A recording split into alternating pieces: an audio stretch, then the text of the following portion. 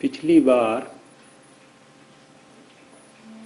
हम काल की चर्चा कर रहे थे।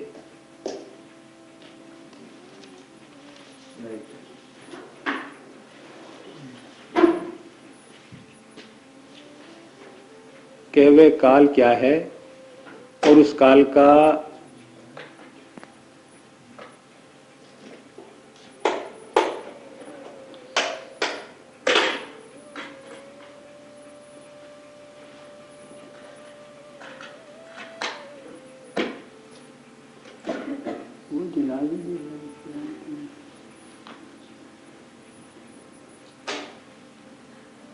उस काल का मन से क्या संबंध है और क्षण के क्रम में संयम करने से, क्षण के क्रम को समझने से कैसे विवेक ज्ञान उत्पन्न हो जाता है, सत्य ज्ञान उत्पन्न हो जाता है। अर्थात क्षण की संधि में काल समाप्त हो जाता है।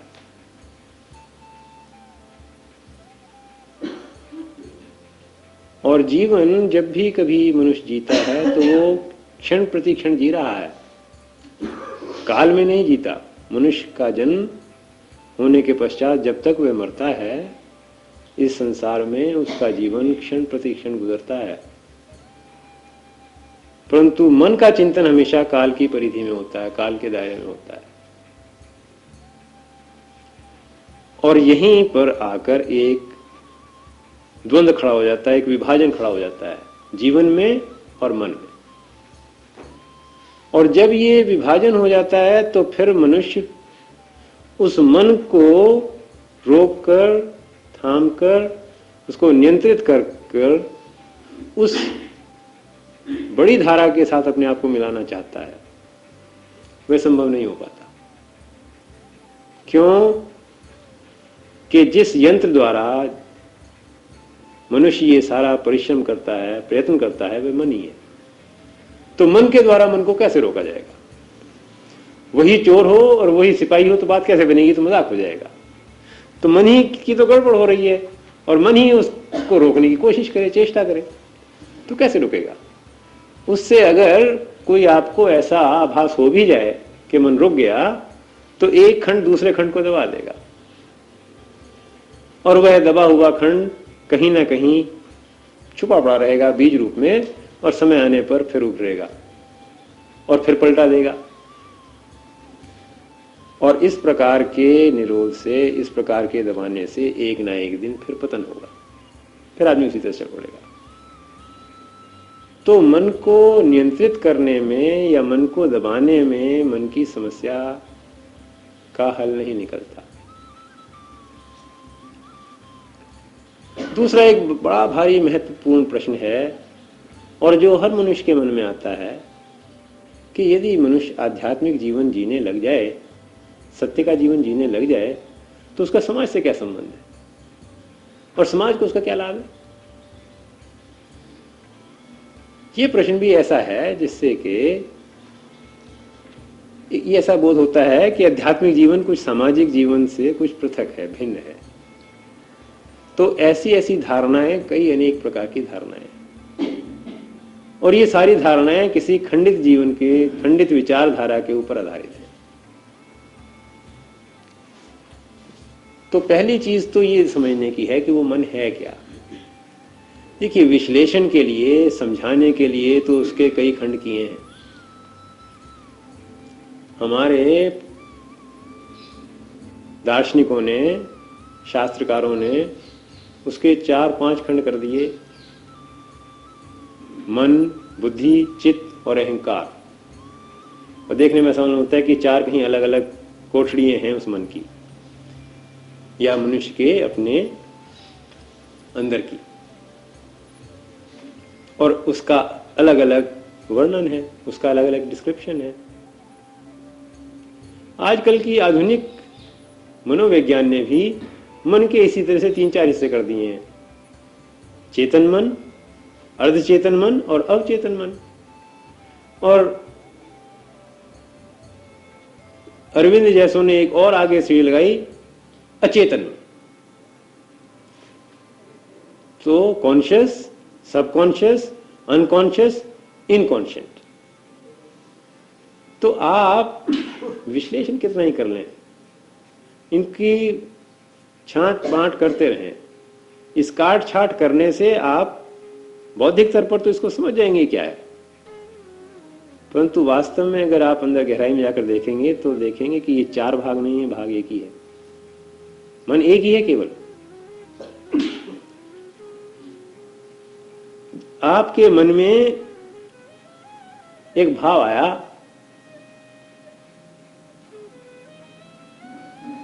और मान लो ये भाव आया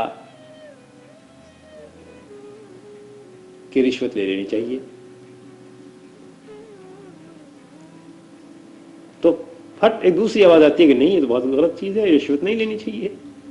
तो हम कहते हैं कि मन ने तो ये कहा कि रिश्वत लेनी चाहिए और बुद्धि ने कहा नहीं लेनी चाहिए। तो जो हमने एक परस्पर विरोधी भाव है उसको हमने बुद्धि का नाम दे दिया।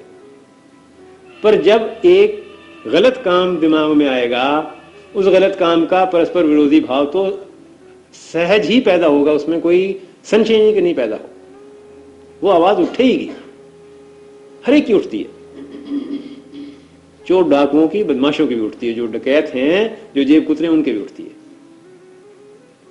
किसी के जोर की उठती है, किसी की हल्की उठती है।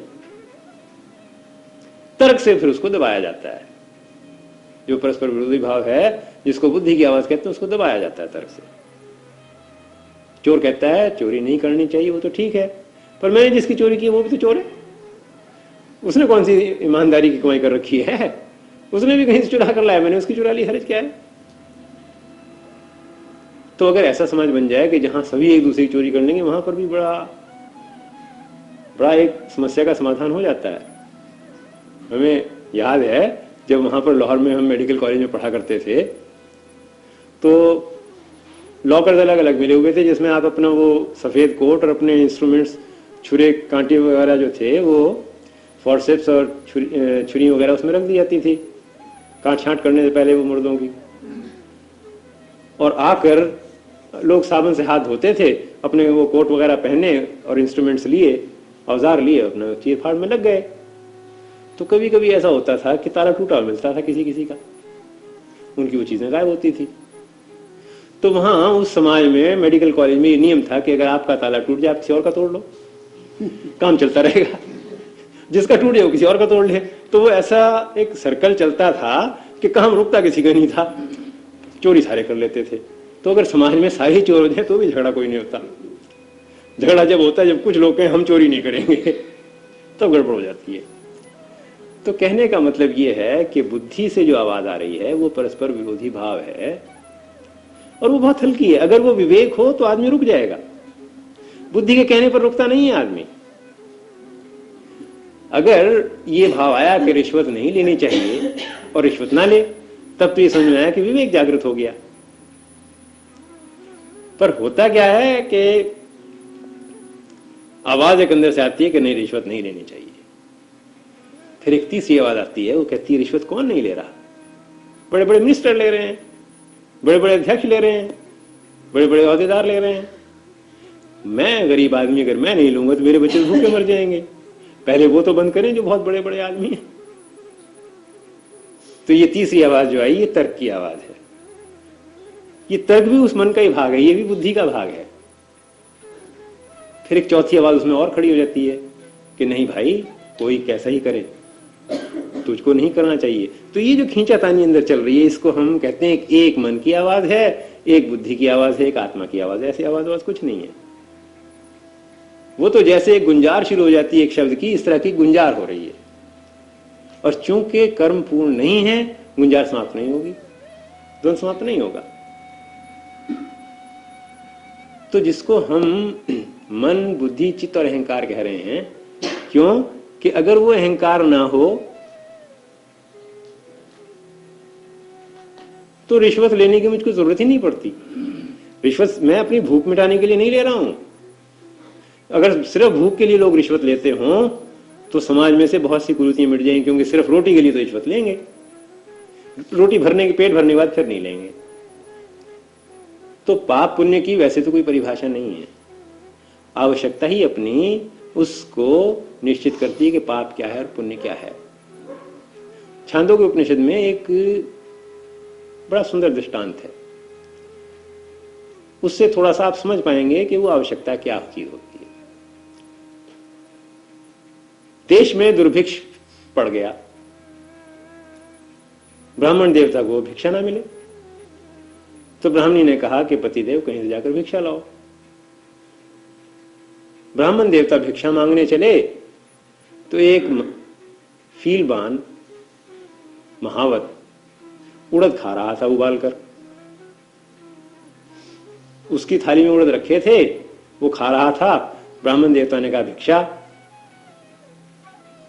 महावत ने कहा महाराज ये उड़द है मेरे पास तो, और ये भी झूठे हैं और तो है नहीं। तो ब्राह्मण देवता ने कहा इसी में से दे दो हमको भी। महावत ने उसमें से झूठे उड़द निकाल कर दे दिए ब्राह्मण को, उसने खा लिए। खाने के बाद महावत ने कहा कि महाराज जल, कि नहीं तुम अछूत हो, जल तुम्हारा नहीं पीऊंगा। तुम तो भाई अस्पृश्य हो, अछूत हो, तुम्हारा जल नहीं पीऊंगा। कि महाराज आपने मेरे उड़द तो खा लिए, कि ये मेरी आवश्यकता थी, जल की आवश्यकता नहीं, वो कहीं पूरी हो सकती है। तो कहने का ये मतलब नहीं है कि ऐसा आप करें या ना करें, समझना सिर्फ ये है कि जहां उसने अपनी मर्यादाओं में, और मैं ये भी नहीं कह रहा कहीं अछूत का मानना या छुआछूत अच्छी बात है, मगर धारणा बता रहा हूं कि उसके अंदर की एक सच्चाई है ब्राह्मण की, और वो ये है कि जितनी मेरी आवश्यकता है उस आवश्यकता के लिए तो पाप पुण्य है नहीं कुछ, और जब मेरी आवश्यकता नहीं रहती उसके बाद पाप पुण्य की परिधि शुरू हो जाती है। तो कहता जल नहीं पीऊंगा, जल ब्राह्मण के यहां पीऊंगा जाकर, झूठे उड़द जो है अछूत के यहां खा लूंगा। तो देखने को तो ये बड़ी मौका परस्ती वाली बात मालूम होती है, तर्क पर नहीं उतरती पूरी ये बात, तर्क संगत नहीं है, मगर इसकी जड़ में एक रहस्य है, और वो रहस्य ये है कि जो उसने अपनी जरूरत समझी वहां तक उसने अपने धर्म को, जो उसने धर्म समझा उसको छोड़ दिया, जो उसने मर्यादा समझी उस मर्यादा को तोड़ दिया। पर जब उसकी वो आवश्यकता पूरी हो गई उसके बाद उसने नहीं किया उसको। तो इसी तरह से मैं कहता हूं कि अगर वो रिश्वत लेने वाली बात भी सिर्फ ये सोचें कि सिर्फ शाम की रोटी तक तो रिश्वत लूंगा अगर जरूरत पड़े तो, उसके बाद नहीं लूंगा, दूध पीने के लिए नहीं लूंगा, हलवा खाने के लिए नहीं लूंगा, तो फिर रिश्वत इतनी लंबी चौड़ी बुराई नहीं रह पाएगी। मगर हम अपनी आवश्यकताओं को समझते नहीं। आवश्यकताएं अगर हमारी कम हो जाएंगी तो फिर रिश्वत कौन लेगा? कोई भी नहीं लेगा, क्योंकि रोटी लायक तो सभी को मिल जाता है, तकरीबन हर कर्मचारी को मिल जाता है। और उससे यदि ज्यादा लेगा तो फिर वो जो अंदर का जो बवंडर है, मन का जो संघर्ष है, रिश्वत लेनी चाहिए, नहीं लेनी चाहिए, नहीं लेंगे तो कैसे गुजारा होगा, ये सारा चक्कर चल पड़ेगा। और अगर ये उसने दिन में इस बात को न संभाला, न समझा, तो रात को सोने के बाद भी मन उसका वही करता रहेगा कि पुलिस आ गई, पकड़ के ले जा रही है, तो रात को सपने आएंगे। तो कहने का मतलब यह है कि जिसको आपने चार तरह उसको कहकर समझाया, कॉन्शियस, सबकॉन्शियस, अनकॉन्शियस, इनकॉन्शियंट, ये जो आप कह रहे हैं वास्तव में ऐसा नहीं है। क्यों? कि जब मैं ये कहता हूं कि देखिए मुझे आपसे कोई वैर तो नहीं है, पर मुझे अपने अवचेतन मन का पता नहीं कि शायद उसमें कोई वैर छुपा हो, तो मेरे अवचेतन मन में तो आपके लिए हो सकता है, पर चेतन मन में नहीं है। तो जो आदमी कह रहा है कि मैंने कुछ छुपा रखा है, तो छुपाने से पहले उसको पता नहीं लगा कि छुपाया उसने ही है। अगर मैं कहूं कि देखिए मेरे पास तो कुछ है नहीं, पर ट्रंक में पता नहीं क्या पड़ा, अगर कोई ऐसी चीज मिल जाए कोई चोरी की, तो मैं कह नहीं सकता, चोरी की चीज रखने वाला तो मैं ही हूं। ये बात दूसरी है कि 10 साल पहले रखी थी, भूल गया हूं। तो जो आपका अवचेतन मन है उसमें छुपाया तो आपने स्वयं है। और जब आप ये कहते हैं कि मेरे अवचेतन मन में ये बात है, तो इसका मतलब है आपको पता है और जानबूझकर आप भूल रहे हैं, अपने आप को बचा रहे हैं। तो चेतन अवचेतन दो मन नहीं है, मन तो एक ही है केवल। मगर चूंकि आप दो रंगा जीवन जीना चाहते हैं, अंदर कुछ रखना चाहते हैं, बाहर कुछ रखना चाहते हैं, तो चेतन और अवचेतन मन को जन्म दे दिया। अगर आपके अंदर और बाहर हो जाए तो मन तो एक ही रह जाएगा। तो इस तरह से आज हमको ये समझना है कि ये मन वास्तव में है क्या। क्यों कि यहां पर पचड़ा सिर्फ यही नहीं है कि मन, बुद्धि, चित्त और अहंकार ये अलग अलग हैं। यहां पर कुछ और भी है कि मन और आत्मा और परमात्मा और जीवात्मा, पता नहीं कितनी आत्माएं हैं वो एक आदमी के अंदर ही। उसको ये पता नहीं लगता कि वो जीवात्मा है, उसको ये पता नहीं लगता कि वो आत्मा है, उसको ये पता नहीं लगता कि वो परमात्मा है, मगर हम शब्दों का इस्तेमाल करते चले जा रहे हैं। तो आज ये भी समझने की जरूरत है कि ये पचड़ा है क्या। तो पहली चीज तो समझने की ये है कि ये सारा भूल जाइए कि क्या पढ़ा है पाश्चात्य मनोविज्ञान में, वेस्टर्न साइकोलॉजी में, और आपने क्या पढ़ा है भारतीय दर्शन में। क्योंकि जब तक आपने वो पढ़ा हुआ है तब तक समझ नहीं पाएंगे। क्योंकि जो भी कुछ दर्शन में समझाया गया है, मनोविज्ञान ने समझाया है, किताबों ने समझाया है, वो विश्लेषण करके समझाया है, यथार्थ नहीं है, आपका अनुभव नहीं है। इसलिए चक्कर चलता चला जाएगा। और अगर आप खोज कर रहे हैं, अन्वेषण कर रहे हैं, डिस्कवरी कर रहे हैं, तो भी जरूरी है कि भूल जाएं जो और लोगों ने कहा है, नहीं तो उन्हीं की बात को मक्खी पर मक्खी मारना शुरू कर दोगे। अंदर झांक कर आप देखें अगर, तो शरीर तो हमें नजर आता है। और हमने शुरू शुरू में ये भी चर्चा की थी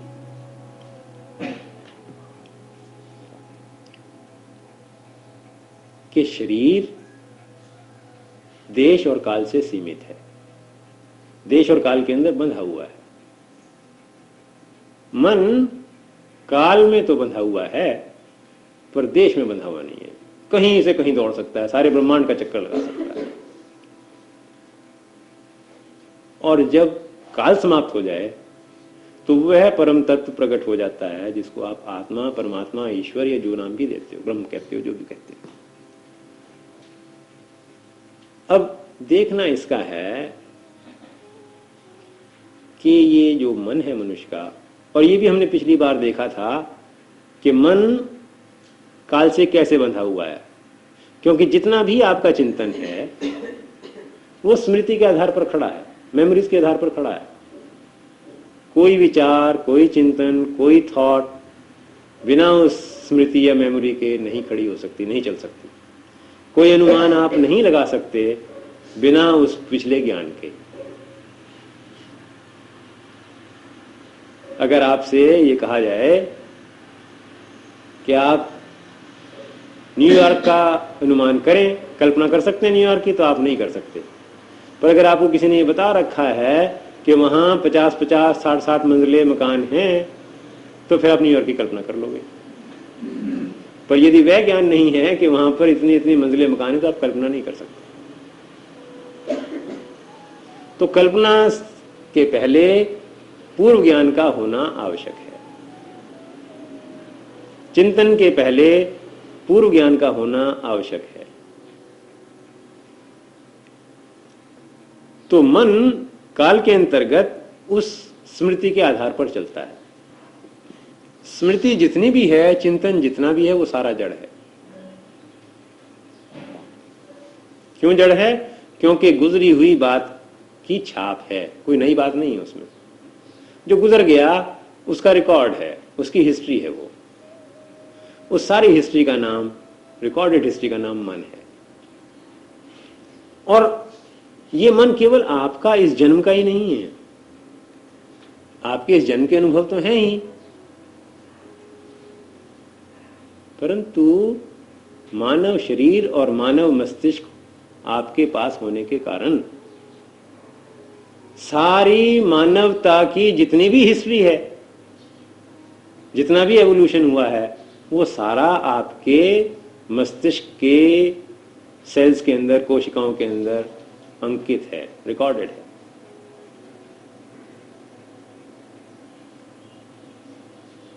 तो सारा का सारा ज्ञान मनुष्य के मस्तिष्क में अंकित है, स्मृति मौजूद है उसकी।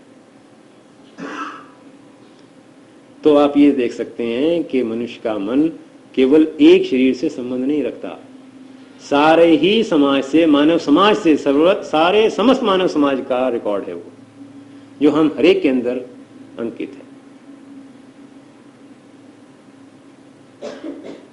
दूसरी बात अब ये समझने की है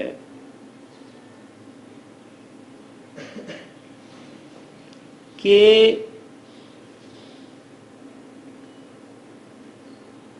इस जन्म के अंदर मनुष्य कुछ तो संस्कार थोड़े बहुत पीछे से लेकर आ रहा है। अब वो पिछले संस्कार जो जन्म से लेकर आ रहा है, आप उसको कह सकते हैं पूर्व जन्म के संस्कार हैं। भारतीय संस्कार होने के कारण आप कह सकते हैं वे पूर्व जन्म के संस्कार हैं, मगर वैज्ञानिक दृष्टि से अगर कहा जाए तो वह पूर्व जन्म के नहीं, वह समस्त प्राणी मात्र के पूर्व जन्म के संस्कार हैं। क्योंकि सारा ही तो लेकर आ रहा है, बाप दादा का जो कुछ गुजरा है वो भी तो उसमें रिकॉर्डेड है। क्योंकि बच्चा जब पैदा हो रहा है, उसकी आंख का रंग, उसके बालों का रंग उसका अपना तो नहीं, वो तो बाप दादा से लेकर आया है। उसकी कई वृत्तियां वो बाप दादा से लेकर आया है, कई संस्कार वो अपने बाप दादा से लेकर आया है। तो इसलिए वो चाहे पिछले जन्म के कह लो या अपने बाप दादा कह लो, पूर्व जन्म कह लो, वो हिस्ट्री पुरानी है। तो उसकी व्याख्या करने के लिए आप व्याख्या कई तरह से कर सकते हैं, उस व्याख्या में मेरी कोई दिलचस्पी नहीं है।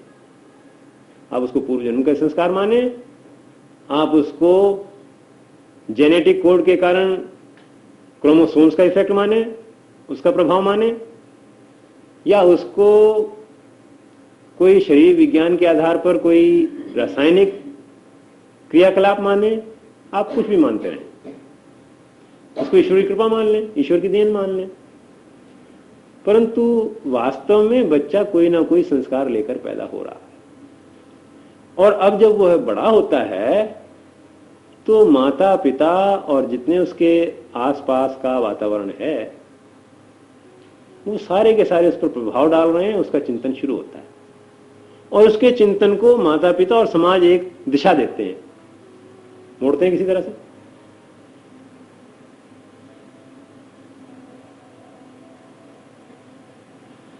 अब इस चिंतन के द्वारा बच्चा अपना एक अहम खड़ा करता है। इस चिंतन के द्वारा, अपने संस्कारों के द्वारा, अपने अनुभवों के द्वारा एक अहम को खड़ा करता है, अहंकार को खड़ा करता है। यह बड़ा सूक्ष्म सा विषय है, जरा ध्यानपूर्वक सुनना पड़ेगा, इसमें नहीं तो गड़बड़ हो जाएगी। जब किसी समय कोई अनुभव होता है, पूर्ण अनुभव होने के समय पर कोई वहां मैं नहीं होती, कोई अहंकार नहीं होता उसमें। मैं इस समय जब आपसे बात कर रहा हूं और आप इस समय सुन रहे हैं, अगर मैं पूर्ण ध्यान से बोल रहा हूं और आप पूर्ण ध्यान से सुन रहे हैं तो ना यहां श्रोता है ना यहां वक्ता है, क्योंकि आपको यह बोध नहीं है कि आप सुन रहे हैं और मुझ में यह बोध नहीं है कि मैं कह रहा हूं। एक कार्यकलाप हो रहा है, वार्तालाप हो रहा है, आदान प्रदान हो रहा है। मैं आपके चेहरे को देखकर, आपके उठने बैठने के ढंग को देखकर, आपकी आंखों को देखकर जो ही मैं बोलता हूं मुझको पता लग जाता है कि जो शब्द मैंने बोला उसका क्या प्रभाव हुआ। एक शब्द तो ऐसा है जिससे कि आंखें खुल जाती हैं, चेहरा चमकने लग जाता है। एक शब्द बोलता हूं तो ऐसा मालूम होता है कि दो शब्द बोलने के बाद लोग जो है आंखें बंद करके सोने लग जाते हैं, तीसरा शब्द बोलने से फिर चौंक उठते हैं। तो ये जो आदान प्रदान हो रहा है ये तो निरंतर एक दूसरे को एडजस्ट कर रहा है। अगर वो बेसुरी बात हो जाए, सुरताल मिलना बंद हो जाए सुनने और सुनाने वाले का, तो या तो शोर मचने लगेगा, या लोग सो जाएंगे, या उठ उठकर चल देंगे। तो इसलिए ये जो निरंतर एक एडजस्टमेंट हो रहा है, ये कोशिश नहीं हो रही इसमें, ये तो एक सहज बात है। अगर आदान प्रदान करना है तो ये सहज बात है। इसलिए उस सहज दशा में ना कोई बोलने वाला है और ना कोई सुनने वाला है। यदि दत्तचित होकर, पूर्ण चित्त लगाकर, पूर्ण मन लगाकर अगर आप सुन रहे हैं।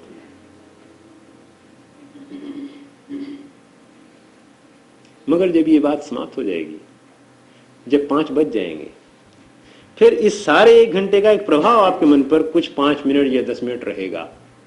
आध घंटा रह सकता है, घंटा रह सकता है। और वो जो प्रभाव रहेगा, आफ्टर इफेक्ट रहेगा, उसके आधार पर आप कहेंगे कि बात बड़ी बढ़िया थी। आज बढ़िया कहने वाले आए नहीं सरदार साहब हमारे, इसलिए कोई कह नहीं पाएगा। या आज की बात तो समझ में नहीं आई। किसी को रोचक लगेगी, किसी को नहीं रस लगेगी।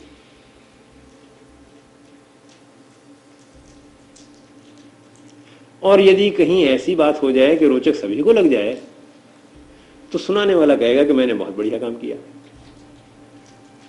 तो अब ये देखने की बात है कि ये बढ़िया काम करने वाला उस समय नहीं था जिस समय कर्म हो रहा था। ये कार्य होते समय कोई बढ़िया करने वाला नहीं था, करता था नहीं उस समय, श्रोता भी नहीं था, क्योंकि दोनों लगे हुए थे, पूर्ण ध्यान से लगे हुए थे।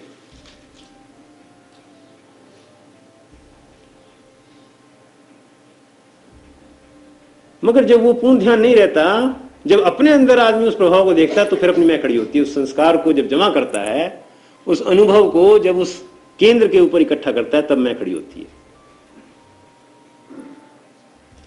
तो जहां जहां हम दत्तचित होकर पूर्णतया किसी कर्म को कर रहे हैं, वहां मैं नहीं रहती। मैं रह नहीं सकती, कर्म नहीं होगा। नहीं तो अगर कहने वाले को निरंतर ये भाव बना रहे कि तूने आज प्रभावित करके छोड़ना है इनको लोगों को जो बैठे हुए हैं, बोल नहीं पाएगा, मुंह सूखने लग जाएगा उसका। क्यों? कि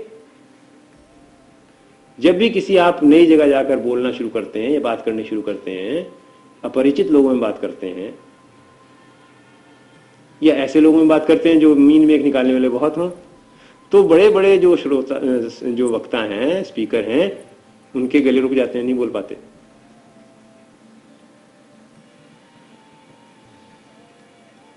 या मुझे अपना अनुभव ऐसा है कि यहां आपके सामने मैं संस्कृत का श्लोक बोल दूंगा एक आधा, पर अगर 5-6 यहां शास्त्री बैठे हो, फिर संस्कृत श्लोक नहीं बोला जाएगा, पता नहीं कहां गलती हो जाए। अंग्रेजी बोलने में परेशानी नहीं होती, मगर अगर 5 MA PhD अंग्रेजी के बैठे हो, फिर अंग्रेजी बोलने में मुश्किल हो जाएगी, पता नहीं कहां पकड़ा जाऊं। तो जहां पर भी ये कोशिश है कि मैं इंप्रेस करूं, प्रभाव डालूं, वहां परस्पर विरोधी भाव आए बिना रहता नहीं कि नहीं कर पाओगे, क्या पता क्या हो। तो जहां वो फल की इच्छा है, वहां कर्म पूर्ण नहीं हो पाएगा। परंतु जहां वह इच्छा नहीं होती, वहां एक कर्म होता है, और उस कर्म में केवल कर्म होता है, कर्ता नहीं होता, कर्तृत्व भाव नहीं होता।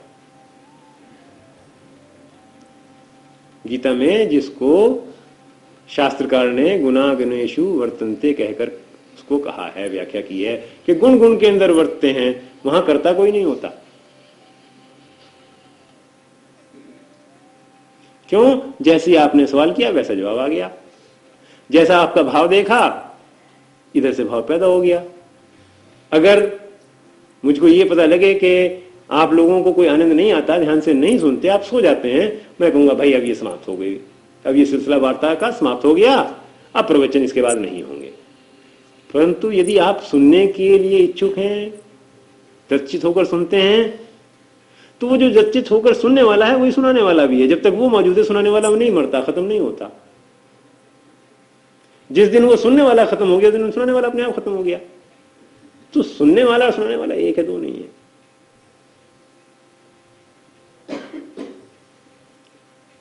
तो ये जो भ्रम हम डालते हैं कर्ता का, ये कर्ता का भ्रम, तो ये कर्म की अपूर्ति का नाम है। जब कर्म पूर्ण नहीं होता, तब ये मैं खड़ी होती है। क्यों? अगर इस बातचीत के बाद हमने कुछ बटोरना हो, यहां से चेले इकट्ठे करने हो, या चंदा इकट्ठा करना हो, मेंबरशिप भर्ती करनी हो, तो फिर हम किसी अपने एजेंट से कहेंगे भाई जरा ये पूछना कि लोगों पर कैसा प्रभाव पड़ा, लोग संतुष्ट हुए या नहीं हुए, और संतुष्ट नहीं हुए तो क्यों नहीं हुए। तो फिर ये जरूरी हो जाएगा जानना। क्यों? क्योंकि अगर ये आपने नहीं बटोरा, नहीं देखा कि किस पर क्या प्रभाव, क्या पड़ा क्या नहीं पड़ा, तो पैसे नहीं मिलेंगे, अगली बार कोई सुनेगा नहीं। तो जब कहीं कोई फल की आकांक्षा है, स्वार्थ है, और वो फल की आकांक्षा स्वार्थ है, जब वो होगा कर्म पूर्ण नहीं होगा, फिर आपको पूछताछ करवानी पड़ेगी कहीं ना कहीं से, उसके अंकड़े गिनने पड़ेंगे, शुभ अशुभ देखना पड़ेगा, लाभ अलाभ और हानि देखनी पड़ेगी उसकी। जहां फल की इच्छा नहीं होती वहां कर्म पूर्ण और पवित्र रूप में होता है, वहां कोई चक्कर नहीं होता, क्योंकि लेना देना कुछ है नहीं। तो भाई अब एक बड़ी सुंदर बात आई कि जब तक पूर्ण संन्यास नहीं ले लोगे कर्म नहीं होगा। जो बात हो रही थी ना सुबह, अभी ये प्रवचन शुरू होने से पहले, वस्त्रों को रंगने की, काशाय वस्त्र रंगने की, भाई काशाय वस्त्र से रंगो या ना रंगो, अगर मन नहीं रंग लिया आपने उस काशाय वस्त्र से, अगर मन में वो गेरुआ वस्त्र नहीं पहन लिया आपने, तो कर्म नहीं कर पाओगे। फिर तो यही चिंता लगी रहेगी कि इस कर्म के बाद मिलेगा क्या।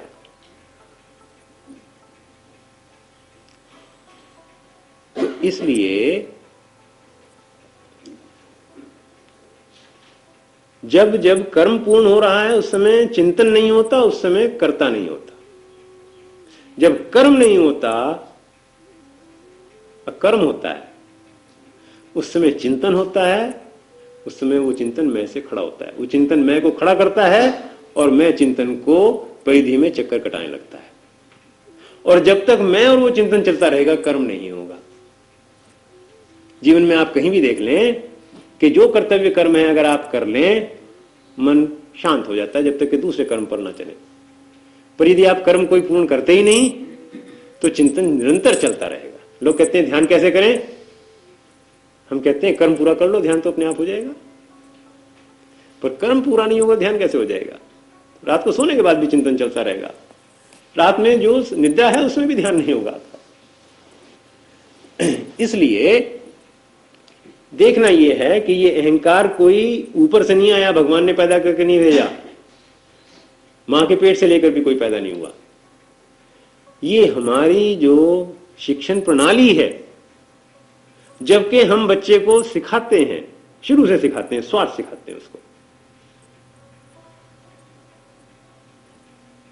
बेटा चाचा जी को नमस्ते करो, बेटे को चाचा जी को नमस्ते करने में तो कोई मजा नहीं आता, क्यों करे। तो हम कहते हैं बेटा केला मिलेगा अगर चाचा जी को नमस्ते करोगे तो बेटा चाचा जी को नमस्ते करता है। तो नमस्ते चाचा जी को थोड़ी करो, तो केले को कर रहा है। और जिस दिन उसका केला छीन लोगे उस दिन चाचा जी को नमस्ते नहीं करेगा।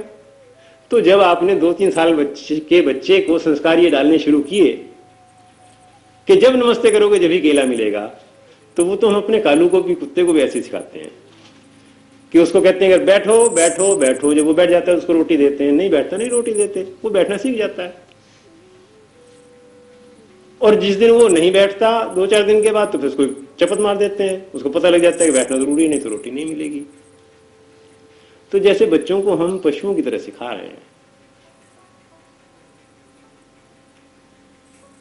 अब बच्चे ने अगर हर बार रो दिया और आपने उसको उठा लिया जब भी उसने रो दिया, तो बच्चे को पता है कि जब भी तुझको गोद में बैठना हो तो रो पड़ा कर। सीख गया वो बच्चा 6 महीने में, 2 महीने में, 4 महीने में सीख गया ये।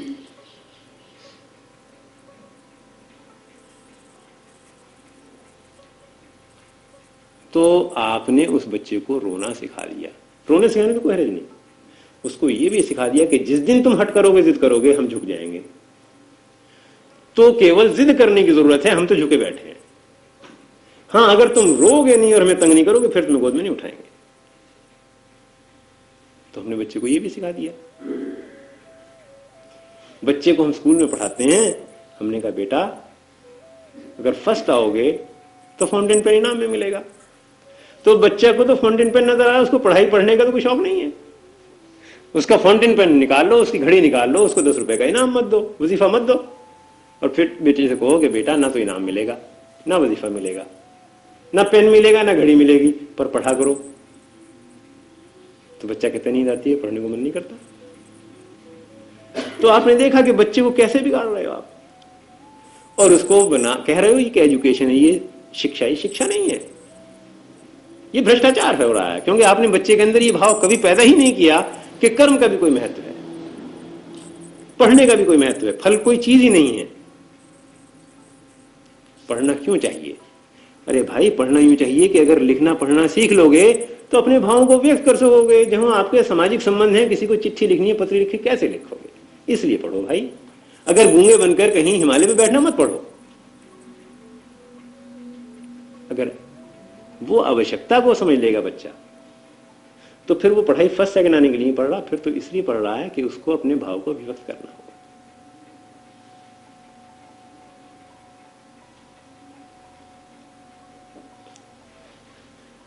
तो हर जगह हमारा सारा जो सामाजिक ढर्रा है, ढांचा है, उसमें हमने प्रलोभन देना, लालच देना एक आधार बनाया है शिक्षा। तो शिक्षा नहीं दे रहे, हम लालची बना रहे हैं। और फिर क्या कहते हैं कि जो फर्स्ट आएगा तुम में सब में, उसको इनाम मिलेगा। भाई कभी तो शायद ऐसा होता होगा, हमें अपने जमाने का पता है, नकल वगैरह कम हुआ करती थी। जो लोग फर्स्ट आने वाले होते थे, मेहनत करके फर्स्ट आ जाते थे, ये सेकंड आ जाते थे, मेहनत करते थे। मगर फिर जब ये फर्स्ट आना बहुत जरूरी हो गया, प्रथम आना जरूरी हो गया, तो फिर उसका अनिवार्य रूप नकल करना भी जरूरी हो गया। और जो इम्तिहान लेने वाले एग्जामिनर्स हैं, परीक्षक हैं, उनके पास सिफारिश करना भी जरूरी हो गया। और जरूरी क्या हो गया? अब नतीजा ये हो गया कि सारे के सारे ही तो, माता पिता क्या और बच्चे क्या और मास्टर क्या, शिक्षक क्या, सारे के सारे ही नकल करवाते हैं। एक बात का ख्याल रखते हैं कि अगर वो मास्टर के अपने स्कूल का बच्चा है, तब तो उसको नकल करने का अधिकार है, क्योंकि रिजल्ट जो आएगा वो उस मास्टर के नाम पे लिखा जाएगा। पर वो बच्चा अगर किसी और मास्टर का बच्चा है, किसी और स्कूल का है, तो उसको पकड़वा कर यूनिवर्सिटी को रिपोर्ट कर देनी चाहिए। तो हम सीख क्या रहे हैं और सिखा क्या रहे हैं?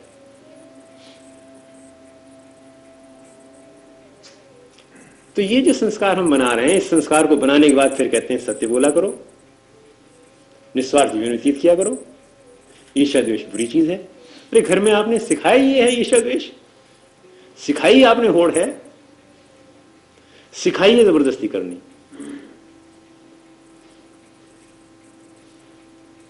कि बच्चे ने जहां रोना शुरू किया, आइसक्रीम बेचने वाला कोई आया बाजार में और बच्चे ने कहा मैंने भी लेनी, और आपने कहा नहीं लेनी, नहीं लेनी, तो लौट गया जमीन पर बच्चा।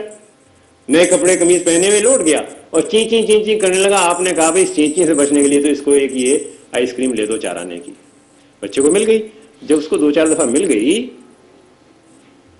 तो अब वो हर जगह ही उसने क्या सीखा? उसने ये सीखा जहां कहीं दबाव डालोगे काम सिद्ध हो जाएगा। तो पहले तो माँ बाप पर दबाव डालता है, और जब वो बुढ़े हो जाते हैं माँ बाप, फिर कहते हैं कि बच्चे कहने नहीं मानते। कहने कैसे नहीं माने? अरे जब वो 4 साल का था, जब तक तुमने उसको सिखाया था कि तू चिल्लाएगा तुम तुझे आइसक्रीम देंगे, तो चिल्लाना वो सीख गया। वो तो जब 25 साल का वो तब भी चिल्लाएगा। और उसको ये पता माँ बाप मुझसे डरते हैं। जब जवान थे 25 साल के, जब हृष्ट पुष्ट थे, जब डरते थे, 60 साल क्यों नहीं डरेंगे? तो बच्चा डराएगा कैसे नहीं माँ बाप को?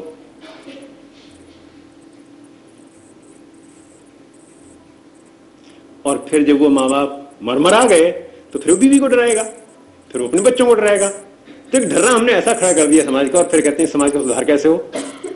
समाज का सुधार तो जब हो जब मैं अपना सुधार करूं। मैं अपना तो करता नहीं, सबको जाके संसार में प्रचार करता हूं। अपना सुधार क्या है? कि क्या मैं समझ सकता हूं कि मैं किसी से जबरदस्ती नहीं करूंगा, ना करवाऊंगा। मैं किसी के ऊपर दबाव नहीं डालूंगा और किसी का दबाव नहीं सहन करूंगा। क्या मैं समझ सकता हूं कि मेरा जो बच्चा है उसका भी दबाव सहन नहीं करूंगा? और क्या ये मैं कह सकता हूं बच्चे पर दबाव नहीं डालूंगा? अगर बच्चा कहता है मैं नहीं पढ़ूंगा, तो पढ़। पर ये नहीं कहूंगा नहीं बेटा अगर नहीं पढ़ेगा तो तू डिप्टी कमिश्नर नहीं बनेगा। तो पढ़ेगा तो तब भी नहीं। वो तो उसको कुर्सी जो है डिप्टी कमिश्नर की वो उसको पढ़ा रही है।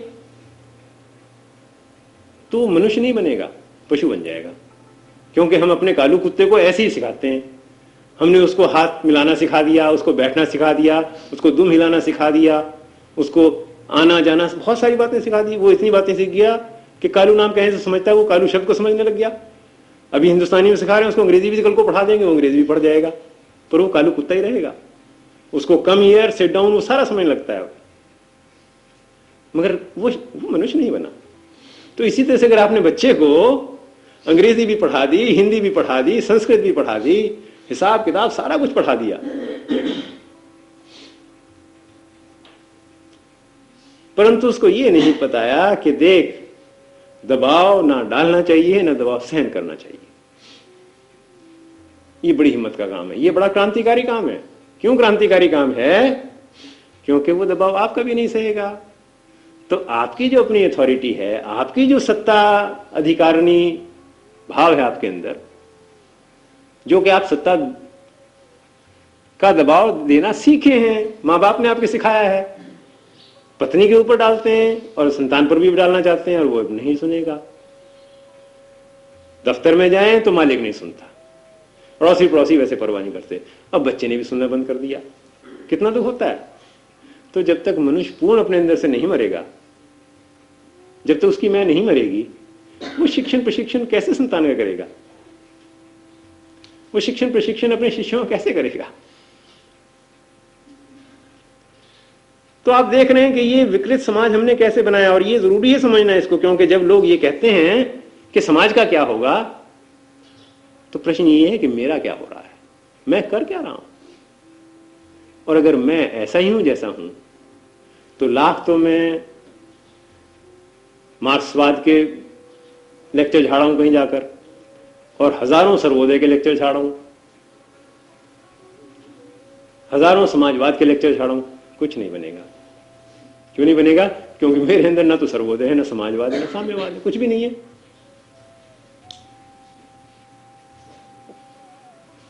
और जहां भी कहीं जाऊंगा, अगर वो साम्यवादी दल में जाऊंगा तो वहां दबाव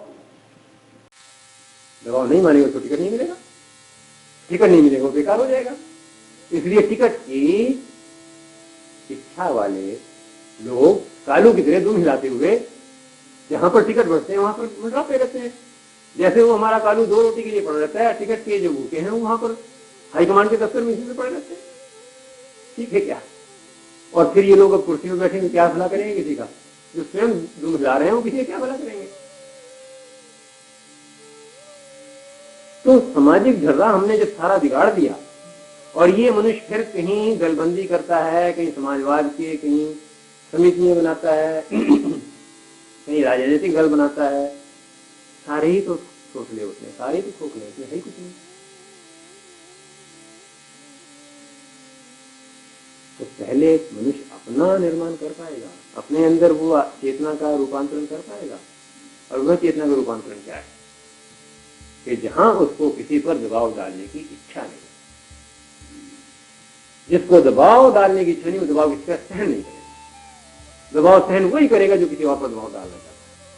जो जी हजूरी कर रहा है वही करेगा जी हजूरी, जो किसी से जी हजूरी करवाना चाहता है। शिष्य उसी गुरु के चरण दबाएगा, उसी के चरण में रगड़ेगा, उसी की जी हजूरी करेगा जिसको उस गद्दी में बैठा हो। और गुरु जब ये समझ लेगा कि इसको मैंने प्रमोट करना है, उससे पूरी पूरी सेवा दिन रात खड़ा रखेगा उसको। और ये इसका इम्तहान होगा कि कितने ज्यादा करता है। जिस दिन वो कम करेगा उस दिन उसको डिसमिस कर दिया जाएगा।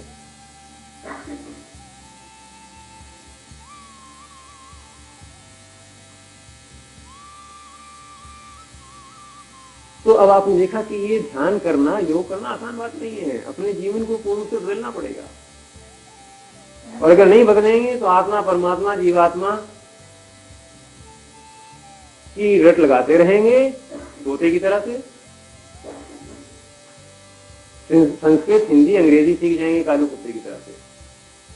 जो वो सिट डाउन कहने से कुत्ता बैठता तो अंग्रेजी समझता है, जब भी तो बैठता है ना। सिट डाउन का अर्थ तो बहुत से लोगों को नहीं आता, कुत्ते को हमारे आ गया, अंग्रेजी सीखे वो। तो इस शिक्षा कोई फायदा नहीं होगा। मनुष्य शिक्षित होगा, MA PhD की उसके पास डिग्री होगी, बड़े बड़े औहदों पर वो बैठा होगा, परंतु पशु वृत्ति नहीं रहेगी। तो अब देखने का सवाल यह है कि जैसा मैं हूं वैसा ही मैं अपना समाज बना रहा हूं, वैसा मैं अपना परिवार बना रहा हूं।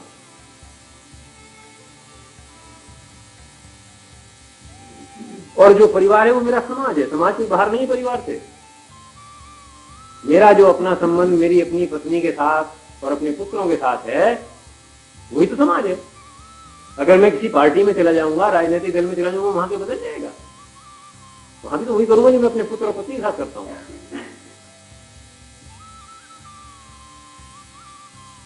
बल्कि एक और गड़बड़ होगी कि पुत्र और पत्नी तो चूंकि इतने नजदीक रहते हैं हर समय, वो तो जी हुई करते नहीं। वो समझते अधिकार है, पिताजी पर अधिकार है, पतिदेव पर अधिकार है, इसलिए सलाम भी नहीं करते। झगड़ा भी कर लेते हैं, तू मैं भी कर लेते हैं, बहस भी कर लेते हैं। जब मैं बाहर सामाजिक दलबंदियों में जाता हूं, संगठनों में जाता हूं, वहां लोग मेरी प्रतिष्ठा मान करते हैं, क्योंकि मैं एक कुशल सेल्समैन की तरह से मैं सीख लिया है कि कैसे मीठी मीठी बात करनी चाहिए, कैसे लोगों को प्रभावित करना चाहिए, कैसे उनको पीछे लगाना चाहिए, कैसे उनको रिश्वत देनी चाहिए। रिश्वत कैसे, पैसों की नहीं जरूरी रिश्वत पैसों की होती है, उनको प्रोत्साहन देना। तुमने बहुत अच्छा काम किया, तुम बहुत बढ़िया आदमी हो, लगे रहो, ये रिश्वत है।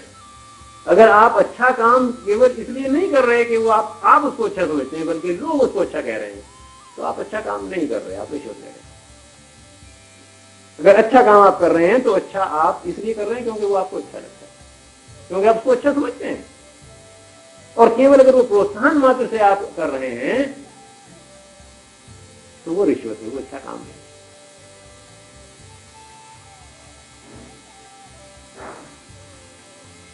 तो अगर मैं इस तरह की रिश्वत दे रहा हूं आप सामाजिक संगठनों में, लोग मेरी वाह वाह कर रहे हैं, जीवन मेरा विभक्त है, घर में कुछ और है, सामाजिक स्तर पर कुछ और है। और फिर मैं ये कहता हूं कि कुछ बात नहीं बन रही, समाज बदल नहीं रहा। समाज बदल जाए कैसे? जो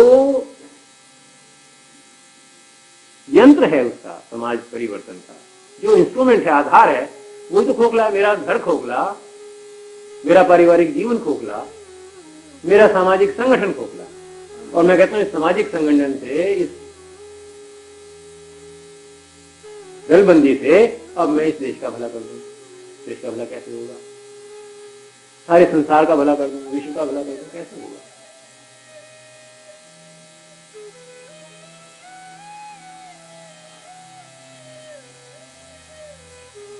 तो वास्तव में जितनी क्रांतियां आज तक बाहर की आई, बहुत क्रांतियां आई, राजनीतिक क्रांतियां हर देश में आई, साम्यवादी क्रांतिकारी आई, फासिस्टों की आई, सांप्रदायिक आई, भिन्न भिन्न श्रम वर्गों की आई। और उन सारी क्रांतिकारियों में इतने खून की नदियां बही, इतना कुछ हुआ, पर कहीं जीवन में, किसी देश में कहीं परिवर्तन नहीं आया। थोड़ी सी तब्दीली आ गई, थोड़ा सा बाहर कुछ पोचा कर गया, पर अंदर तो सारे संसार में एक ही चल रहा है। चीन में चले जाओ, जापान में चले जाओ, रूस में चले जाओ, अमेरिका में कहीं चले जाओ। क्यों? क्योंकि मानव कहीं नहीं बदला। मानव ने औरों को बदलने की कोशिश की, और जिसके हाथ में डंडा था उसने औरों को बदल दिया। औरों को बदला नहीं, उनको दबा दिया। और जो दब गए वो कुछ देर के लिए दब गए, फिर उभरा। तो जब तक मनुष्य स्वयं नहीं बदलेगा, समाज कैसे बदलेगा? संसार कैसे बदलेगा? अब प्रश्न ये है कि क्या स्वयं को बदलने से समाज को बदला जा सकता है? ये एक बहुत लंबा विषय है, ये अगले रविवार को फिर इस बारे में। अगर कोई प्रश्न हो तो ये 1-2 मिनट का है, अगर आप कोई चाहें तो कर लें, उसके बाद तो फिर आज समय हो गया है।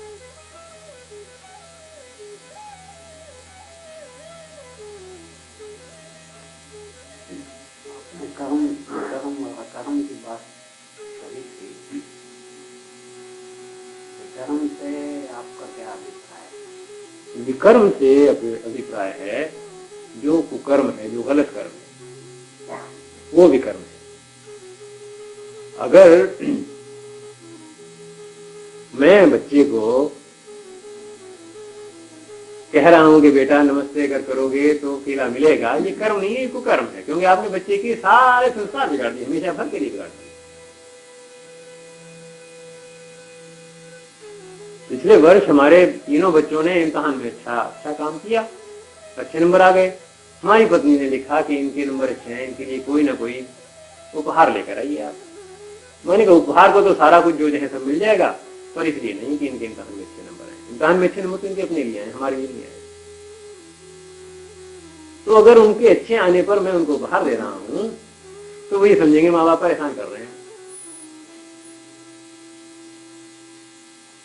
तो जहां जहां कर्म के पीछे फल की आकांक्षा है, वो कर्म नहीं है, वो विकर्म है, कुकर्म है। क्योंकि फल की आकांक्षा के पीछे कर्म का ह्रास हो जाता है, कर्म का हनन हो जाता है। जो कर्म का महत्व है, जो कर्म का आनंद है, वो मनुष्य समझ नहीं सकता जो फल की आकांक्षा से ग्रसित हो रहा है, दबा पड़ा।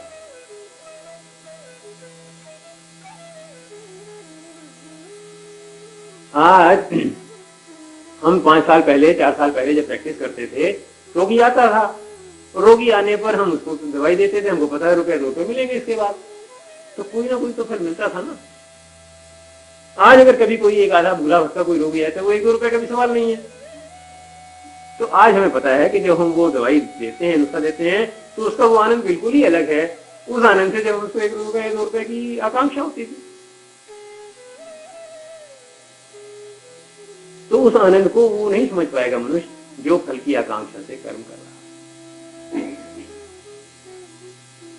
और जो फल की आकांक्षा से कर्म नहीं कर रहा, वहां कर्ता भाव समाप्त हो जाता है, वो कर्म ही कर्म बन जाता है। कि कर्म करते हुए भी कर्म से लिप्त नहीं होता मनुष्य, क्योंकि उसके फल से लिप्त नहीं होता। तो जो आप कर्म संन्यास योग की इतनी बड़ी बात करते हैं, वो संभव नहीं है जब तक कि कर्म बिना फल की आकांक्षा के मनुष्य नहीं करेगा। और जिस समय मनुष्य फल को भूल जाता है, कर्म में दर्शित होकर लग जाता है, कर्म अकर्म बन जाता है।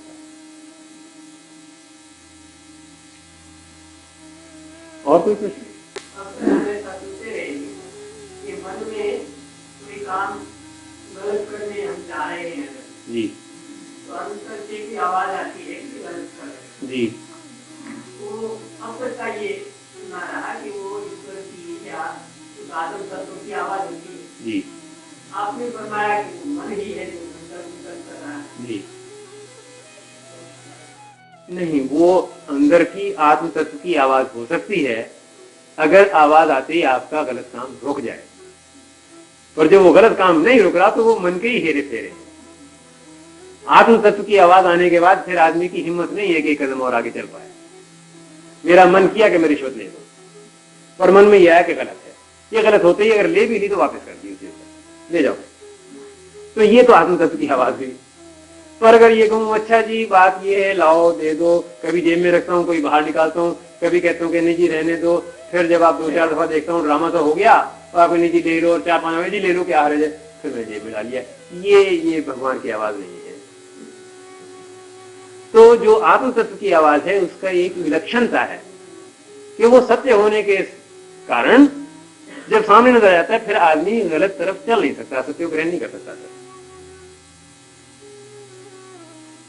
ये स्पष्ट हुई बात? और कोई प्रश्न तो नहीं है?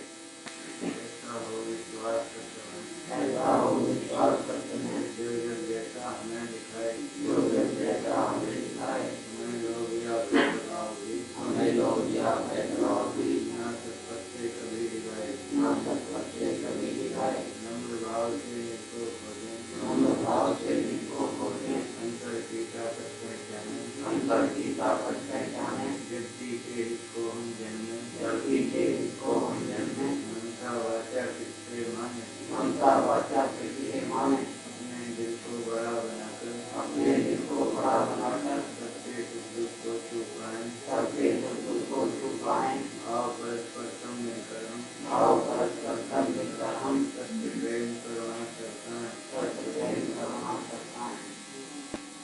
1976 गुजर गया और आज से सन 1977 शुरू हो गया।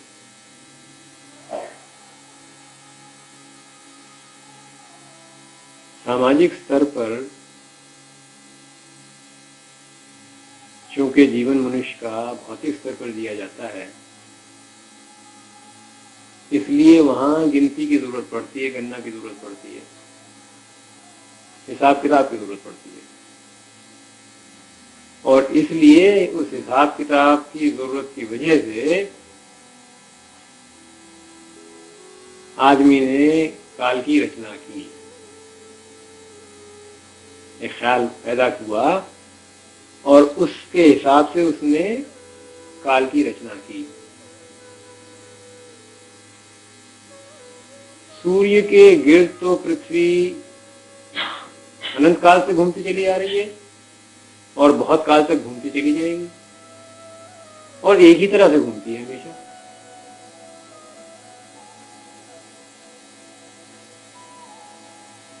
मगर मनुष्य को चूंकि हिसाब किताब रखना था, मगर दुख की बात यह है कि सामाजिक स्तर पर जीते जीते मनुष्य उस काल में ऐसा घिर गया कि उस अकाल तत्व को, उस अकाल स्तर को बिल्कुल भूल गया और इसलिए दुख पैदा हुआ। इसलिए काल दुख का कारण बन गया। तो ये जो गति साल भर की है, 365 दिन की है, इसको मनुष्य ने 12 हिस्सों में बांटकर 12 महीने बना दिए।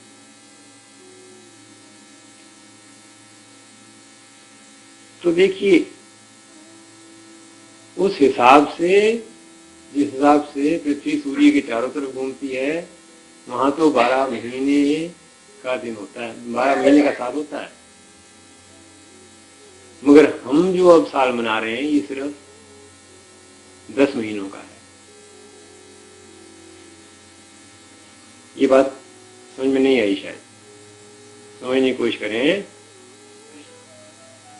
कि वैसे तो हर देश में कहीं चंद्रमा से हिसाब लगाते हैं, कहीं सूर्य से लगाते हैं, तो अलग अलग गिनती का हिसाब किताब है दुनिया में। मगर ये सन ईसवी तकरीबन सारे संसार में माना जाता है। इसकी गिनती तो ईसा के जन्म से हुई, मगर ये सर्वमान्य हो गई, सारे संसार में हो गई। इसमें थोड़े से रहस्य को समझने की जरूरत है कि ये 10 महीने के बाद साल कैसे आ जाता है। आप कहेंगे 10 महीने के बाद कैसे आ गया? देखिए, दिसंबर का मतलब होता है 10, 10वां महीना बोलते हैं दिसंबर। डेसिमल सुना है ना, डेसिमल दशमलव कहते हैं। तो डेका 10 का संकेतक है, डेसिमल।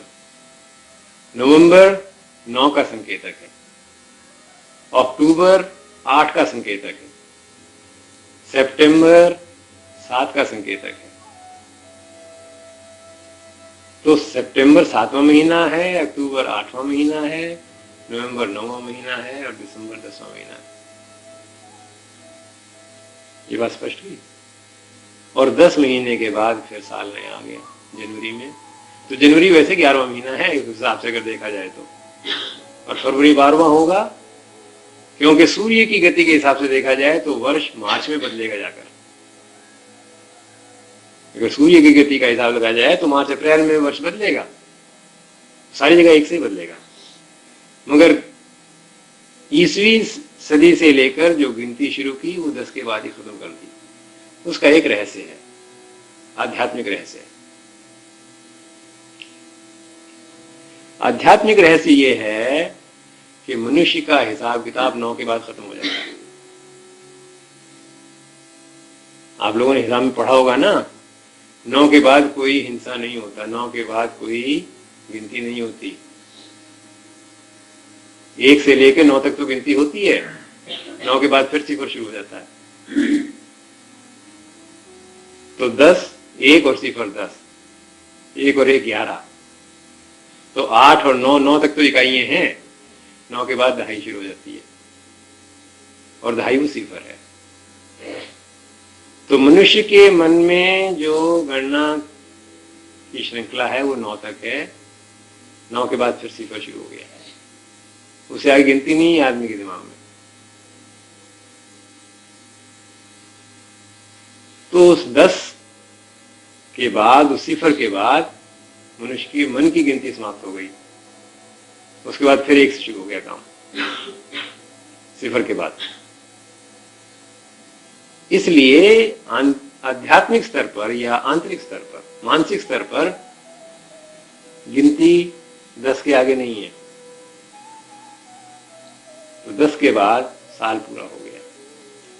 तो एक साल तो ऐसा है जो 12 महीने का है, वो तो भौतिक स्तर पर है, और एक आध्यात्मिक स्तर पर है जहां 9 के बाद, 10 के बाद गिनती खत्म हो गई। और यही आज समझने की जरूरत है कि जब भी कभी ये नया वर्ष आता है, लोग कितनी उमंग से इसको मनाते हैं। यहां तो ऐसा कुछ नहीं है। पिछले वर्ष हम रोम में थे, नया वर्ष जब आया सन 76, तो हम रोम में थे। तो वो लोग सोए नहीं, रात के 12 बजे तक बैठे रहे, कहने लगे कि नया वर्ष आएगा उसमें सोएंगे। तो शाम से जो 31 दिसंबर की शाम को बैठे, तो वो कहने लगे कि रात के 12 बजे के बाद सोएंगे। बैठे रहे, बड़ी इंतजार से, बड़े चाव के साथ उस नए वर्ष की इंतजार हुई। जब 12 बज गए तो वहां तोपों की सलामी हुई नए वर्ष के आने की। रोम में तो बहुत मानते हैं, ईसाइयों का बड़ा भारी सेंटर है। वो बड़े खुश थे, नया वर्ष आ गया। तो वहां पर भी हमको कुछ कहना पड़ा था, रात के 12 बजे बैठे रहे वहां पर। यहां तो ऐसा चाव नहीं, उमंग नहीं है। क्यों नहीं है? क्योंकि यहाँ इतने वर्ष हैं। कोई ईसवी वर्ष है, कोई हिजरी वर्ष है, कोई विक्रमी संवत है, कोई चंद्रमा के हिसाब से। तो इतने सारे यहाँ पता नहीं लगता गिनती है कहाँ कहाँ नहीं है। सारी गिनती गड़बड़ हो गई हमारे देश में। मगर फिर भी देखिए, ये देखने की चीज है कि इस नए वर्ष का इतना चाव क्यों है, मनुष्य को शौक क्यों है।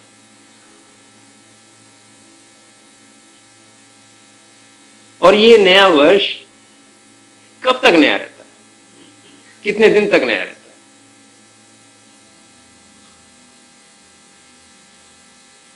एक दिन, 2 दिन, 10 दिन, महीना, 2 महीने, वो नया कितने दिन रहता है? वो नया सिर्फ 1 दिन रहता है, पहली जनवरी।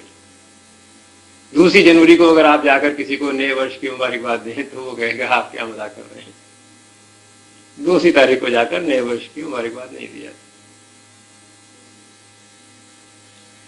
तो वो एक दिन जो इतना महत्वपूर्ण हो गया, और वो एक दिन में ही वो नवीनता उसकी समाप्त होगी, वो क्या कारण है? काल ने उसको क्यों खा लिया? तो वास्तव में नववर्ष मनुष्य की अपनी आकांक्षाओं की मूर्ति है, उसकी तस्वीर है। और मनुष्य क्योंकि काल से बाहर रह नहीं पाता, रहता नहीं है, वो सामाजिक स्तर पर ही जी रहा है, भौतिक स्तर पर ही जी रहा है, तो शाम होते होते उसका नववर्ष समाप्त हो जाता है। क्योंकि नवीनता का मनुष्य को शौक है, उसकी उसको इंतजार है, पर वो उस नवीनता को छू नहीं पाता, क्योंकि अपने दुख सुख के पचड़ों से वो बाहर मुक्त नहीं हो पाता। तो जिसको अपने सुख दुख की चिंता लगी है, जिसकी अपनी वासनाएं उसको तंग कर रही हैं, जो अपनी आशाओं को लेकर जी रहा है, उसको निराशाएं तो अवश्य आएंगी। जो महत्वाकांक्षाओं को लेकर जिएगा, उसकी महत्वाकांक्षाओं के अंदर ब्रेक तो कहीं ना कहीं लगी जाएगा, रुकावट तो कहीं ना कहीं आ ही जाएगी।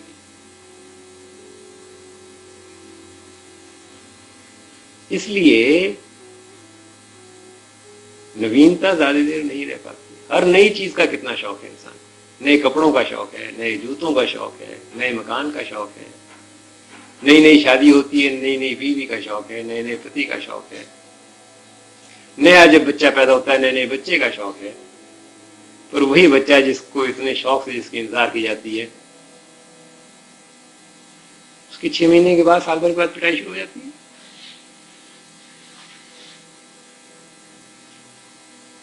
हम इटली में पिछले साल सफर कर रहे थे।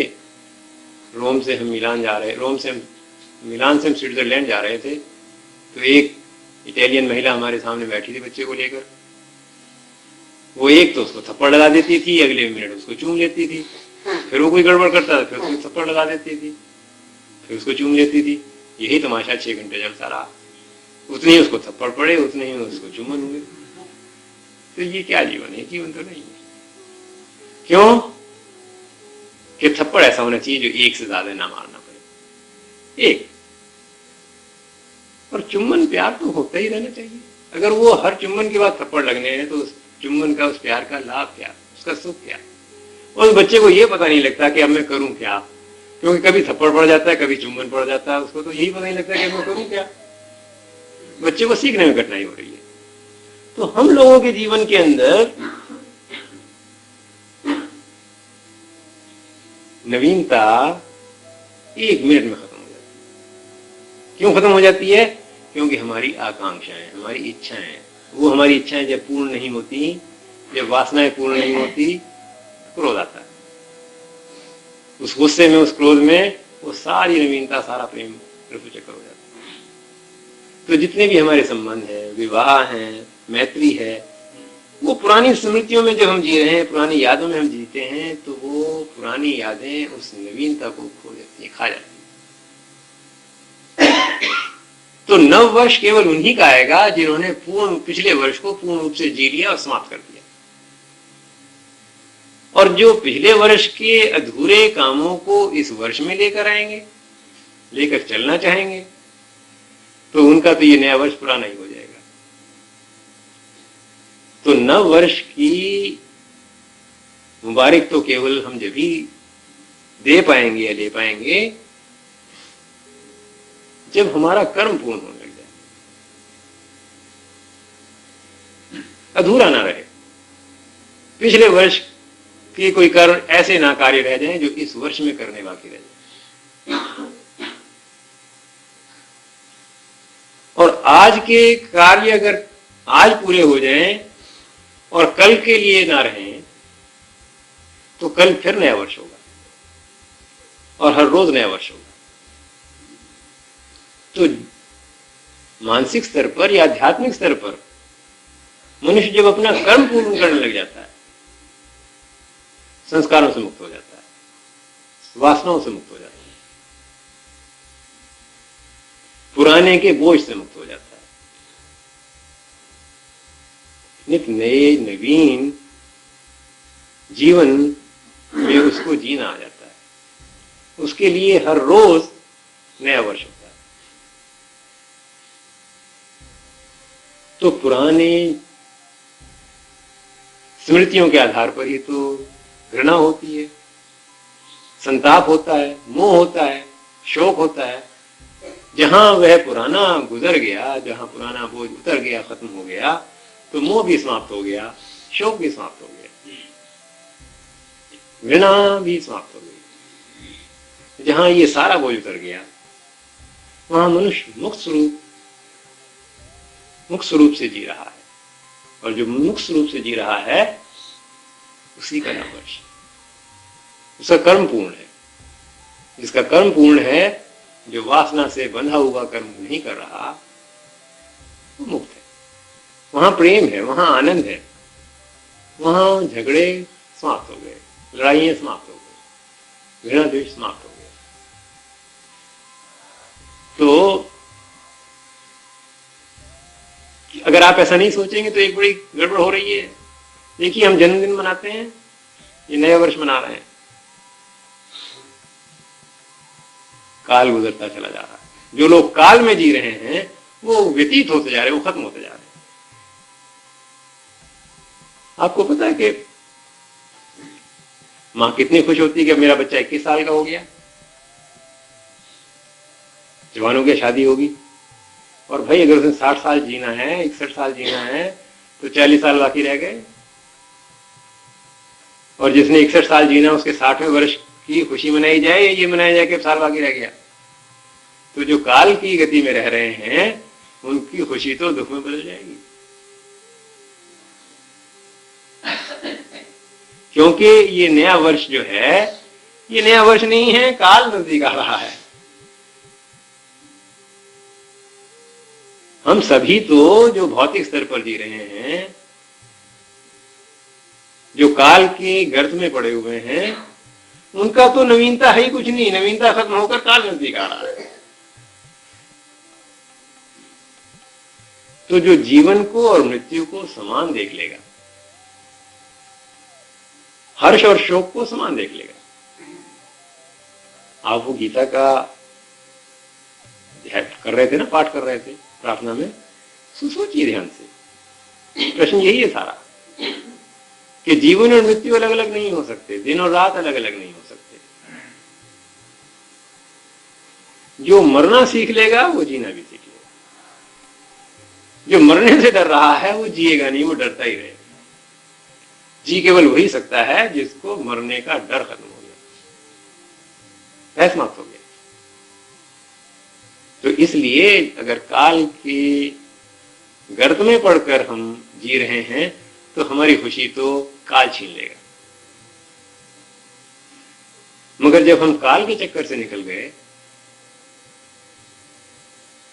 और काल के चक्कर से निकलने का मतलब यह है कि कर्म हमारा पूर्ण होने लग गया।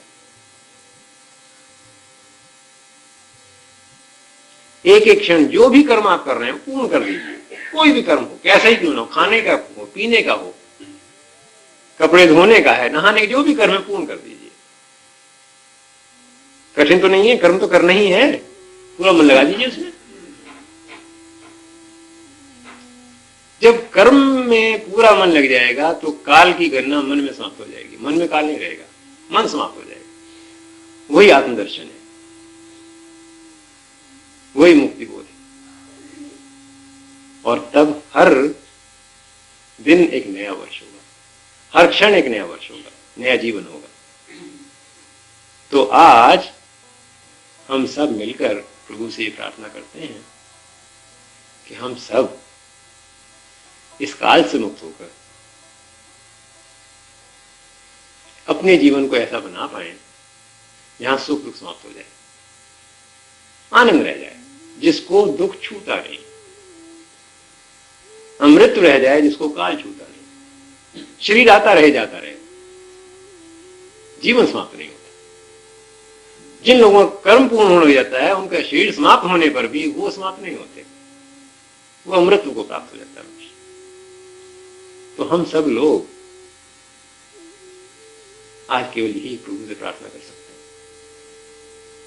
कि हमारा कर्म पूर्ण हो, और कर्म बिना किसी लालसा के हो, बिना किसी आशा तृष्णा के हो, ताकि उसको दुख ना छेड़ सके, शोक उसको छू ना सके।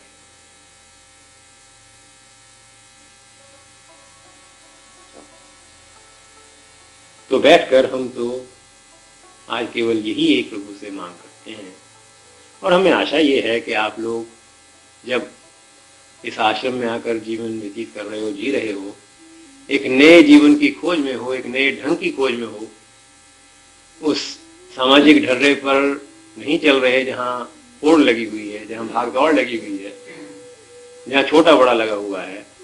तो मैं ये समझता हूं कि आप लोगों के जीवन की एक बहुत बड़ी मांग है, बहुत बड़ी एक आपकी आवश्यकता है कि हमारा कर्म पूर्ण हो।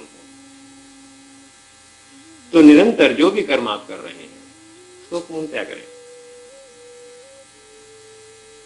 और मैं ये समझता हूं कि जिस सरल भाव से आप चलने की कोशिश कर रहे हैं, जिस प्रयास से आप चलने की कोशिश कर रहे हैं, प्रभु आप सबको इसमें सफलता प्राप्त